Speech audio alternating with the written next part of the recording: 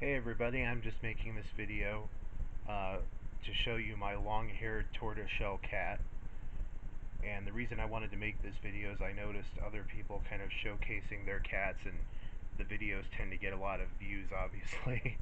It is YouTube, so I thought I'd jump on the bandwagon and show you, this is Zara. I adopted her a couple of months ago, and as you can see, she's grooming herself, because she has to groom herself a lot because she's a long-haired tortoiseshell cat. Yeah, look at her. She's gotten very affectionate. She's kind of just recently kind of come out of her shell, just in the last week or so, and it's kind of hard to, especially with this camera, because the lighting, like her coat sort of absorbs the light, but her and doesn't reflect much of it, but she is really a classic, a classic example of a long-haired tortoiseshell cat. If you hear somebody describe a long-haired tortie, uh, this is pretty much what they look like. You can expect them to look just like Zara here, and as you can see, there's some fur and debris on the floor. I don't vacuum every day. It's there's no point. She has the long fur, and oh, and see, she's a little playful too, but yeah, she's a good cat, and you can see she has amber eyes. I don't know if you can see very well in this light, but she has amber colored eyes, and she is just gorgeous. I tend to prefer solid colored cats and cats with marbled fur like this. And really, the only kind of cat you're going to run into with marbled fur is a tortoiseshell. Yeah. See, she has kind of a short tail. I I actually suspect that she might have some Persian in her. That she might even have some Himalayan in her. That she might be a domestic long hair mixed with a Himalayan cat.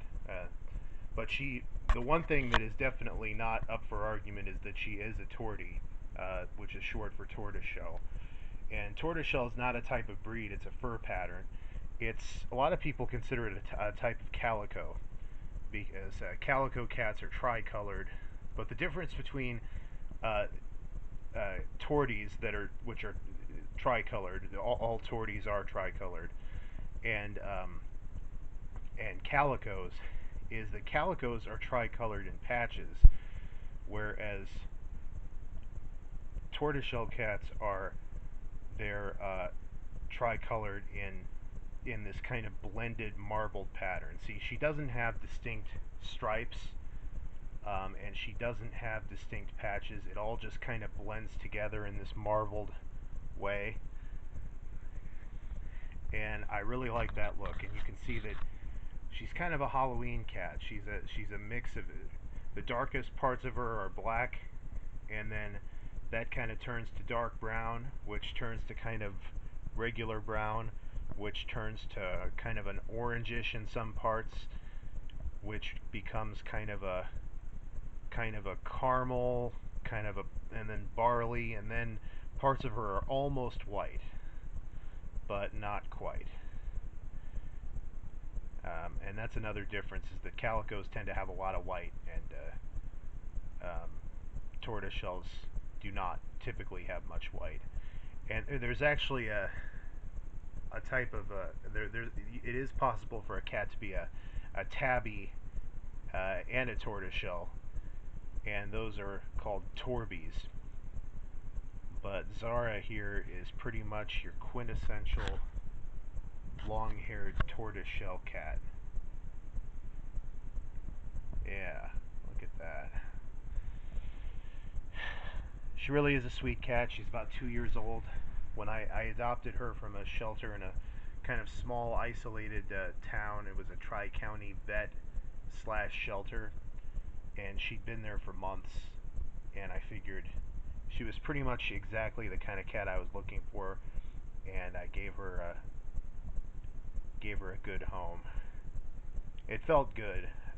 not just because she was exactly what I wanted, but also because she'd been there for a long time. When they found her, she was not well.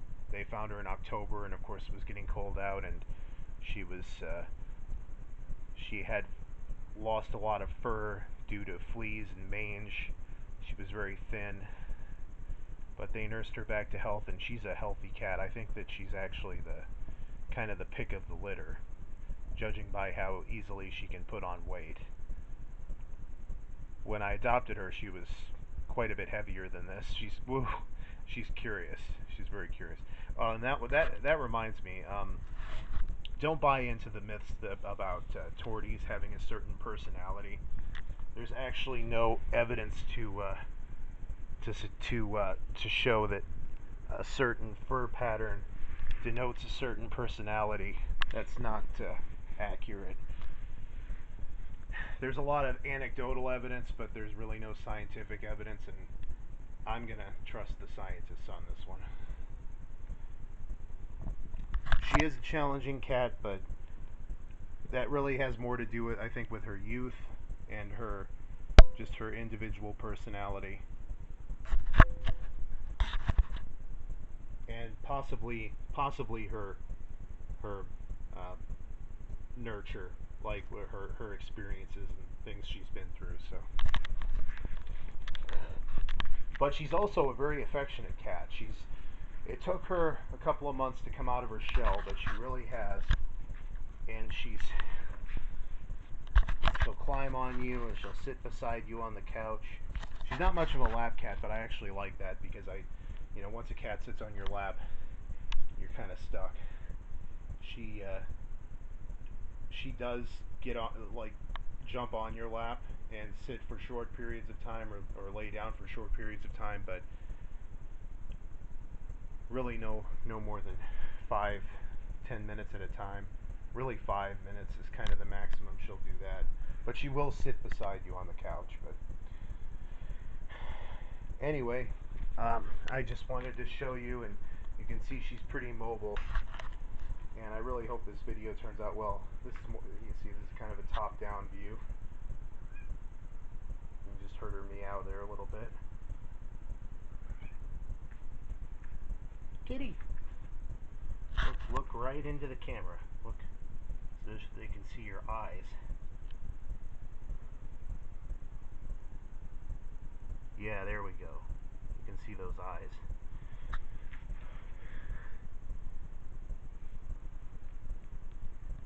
And she's playful, but she doesn't really bite or scratch for real. I've had cats that actually kind of bite and scratch for real. All of her play it's just play. Like, she's not really trying to hurt you. But anyway, this is Zara. Zara, Russian for princess, which is definitely what she is.